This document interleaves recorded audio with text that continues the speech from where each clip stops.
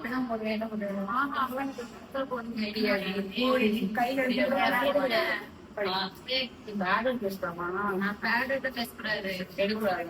எடுக்கிறது ஒரு ஸ்லாட்.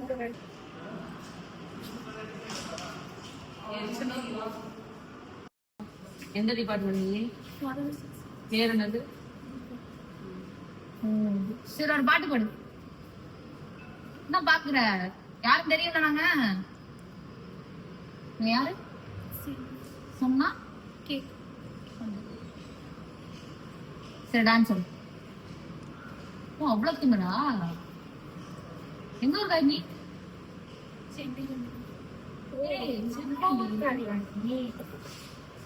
இனிமேல் எந்த பிரச்சனை இருந்தாலும் என்ன கஷ்டம் நாங்க பாத்துக்கிறோம். சரி போ பாத்து போ. என்னது இது கால இருந்து எவனுமே மாட்டல, கடுப்பா இருக்கு. அங்க பாரு, இங்க ஒருத்தர் வர்றான் பாரு.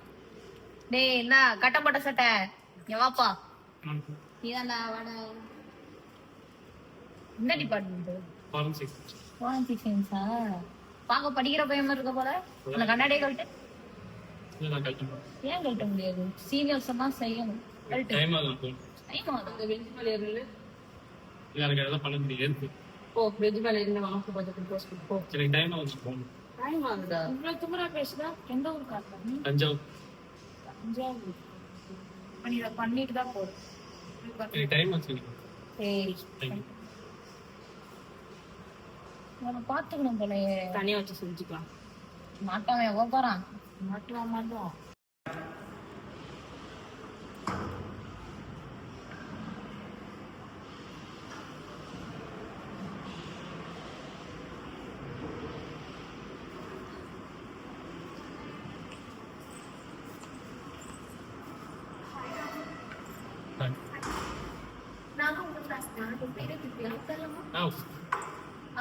அவங்க ரேப் பண்றது நான் பார்த்தேன். இருந்தாலும் உங்களுக்கு சமவேதம் எதுவும் பேசாம வந்துட்டீங்க. அப்புறம் நீங்க என்ன பண்ணுங்க? தஞ்சாவூர்.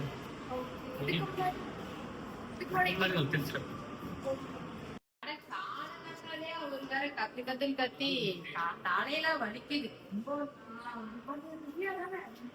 ஆமாண்டி,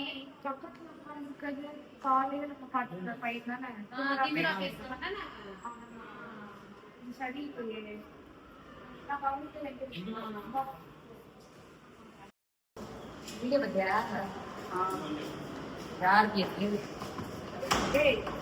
இன்னைக்கு காலையில கேம்பஸ் போறோம்.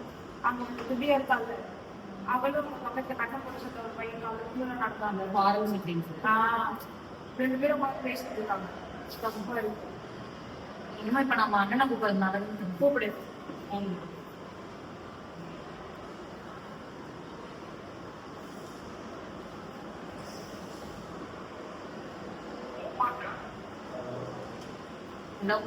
அண்ணே நீங்க இல்லாம நிறைய நடக்குதுங்க. இந்த திவ்யால ஒரு பையனோட சுத்திட்டு இருக்கான். அவன் யாருக்கு தெரியுமா? நம்மள மதிக்காம சுத்தினான்ல அவன் தான். எனக்கு என்னமோ நீ இப்ப வரது சரின்னு தோணுதுங்க. சீக்கிரமா நீ வரணும்.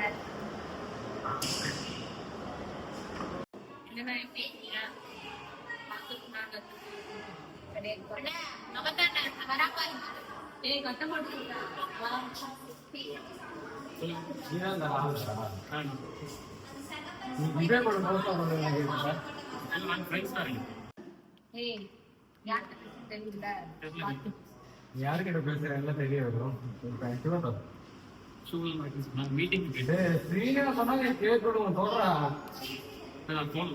பணம் போய் நீ பண்ணிட்டு நல்லா பண்றாங்க.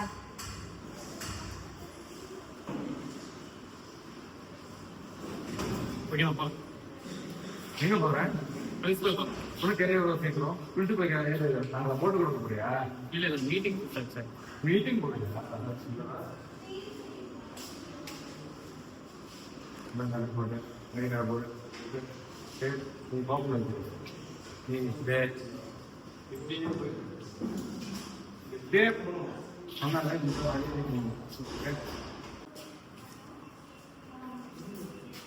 தம்பி பணம் பேருப்பா இந்த டிபார்ட்மெண்ட் என்ன கால் பட்டன் போட முடியாதா? ஐடி கார்டு ஏன்னா பூஜைக்கு வச்சிருக்க போடு போடுறா.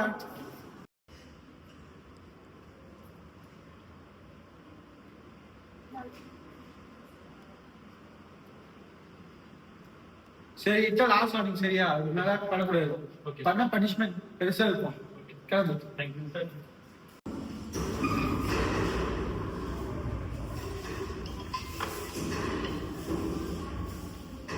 ஹலோ அக்கா அவன் நாம நினைக்கிற மாதிரி இல்லை. அவன் முன்னாடி படித்த காலேஜில் அவன் தான் ரேங்கிங் ஒரு எதாக இருந்திருக்கான். அது மட்டும் இல்லை, அவன் ரேகிங் பண்ணி சண்டை போடும்போது ஆப்போசிட்டில் இருந்த கேங்கில் ஒருத்தன் இரும்பு நாள் எடுத்து அவனோட க்ளோஸ் ஃப்ரெண்ட் மண்டபம் அடிச்சுதான். அதனால் அவன் அங்கேயே இறந்துட்டான். அதனால அவன் அவனையே மாட்டிட்டு வந்திருக்கான். அவன் போக்கில் இருக்கு. அவனால் எந்த பிரச்சனையும் இல்லை. சரியா? அவனை நான் பார்த்துக்கிறேன். இது தெரிஞ்சுருக்குண்ணா. ஓகே. என்ன நீ பெரிய ரேகலம் பண்ணியிருக்கேன்னு கேள்விப்பட்டேன். நியூஸ்லாம் வந்துச்சு. ரேங்கிங்கில் ஒருத்தன் செத்துட்டான்னு நல்லா கேள்விப்பட்டேன். ஆமாம், அது என்னோட பர்சனல். என்ன பர்சனல்?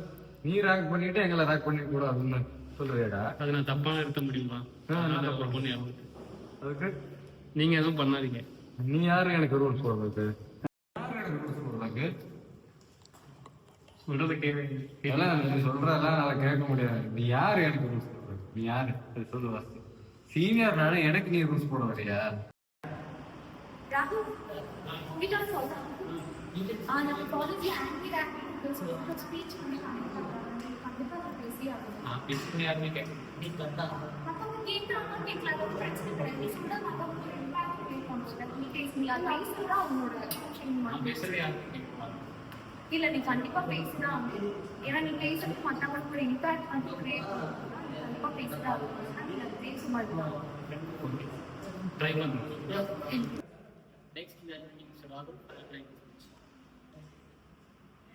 ஹலோ கைஸ், ஐம் ராகுல். நான் இப்போ ஆன்டி ரேங்கிங் பற்றி பேச வந்திருக்கேன். நம்ம ஒவ்வொருத்தரும் இப்போ இங்கே இருக்கோம்.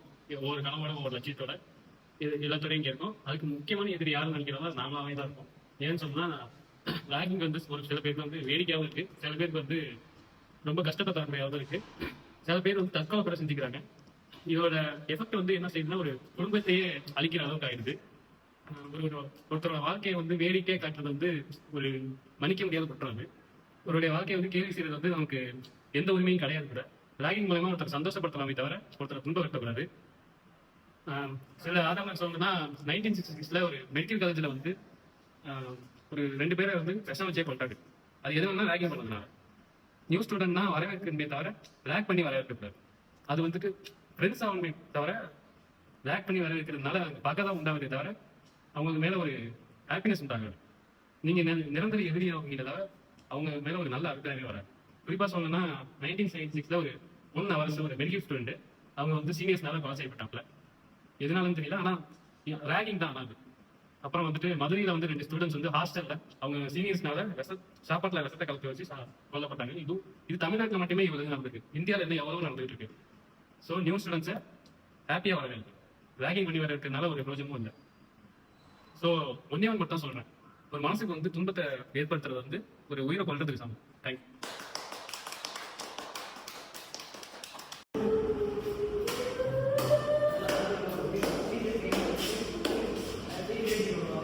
நல்லா இப்போதான் சொல்லுவேன். 12 மார்க்கு அவங்க ட்ரை பண்ணுவேன். எங்கேயாச்சும் ரேங்கிங் இருந்துச்சுன்னா தேங்க்யூ.